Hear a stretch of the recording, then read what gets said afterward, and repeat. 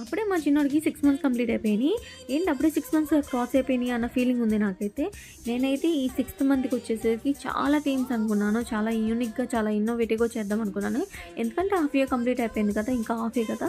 So, ఈ 6థ్‌ని అనేది చాలా స్పెషల్‌గా ఏదన్నా మంచిగా డెకరేట్ చేద్దాము, మంచిగా ప్లాన్ చేద్దాం అనుకున్నాను. చాలా అనుకున్నాను. కానీ ఆ రోజు వచ్చేసరికి చాలా టైర్డ్ అనిపించేసింది.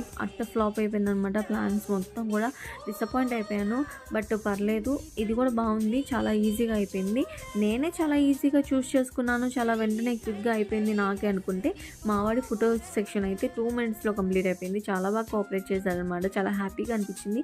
ఏంటో చూస్తుండగానే అప్పుడే పెద్దవాడైపోతున్నాడు అన్న ఫీలింగ్ వచ్చేస్తుంది. మా వాడి టీనీ వర్షన్‌ని నేనైతే చాలా మిస్ అవుతున్నాను.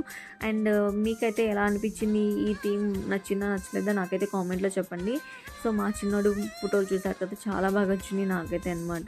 So, that's all for the day. Thanks for watching this video. Bye.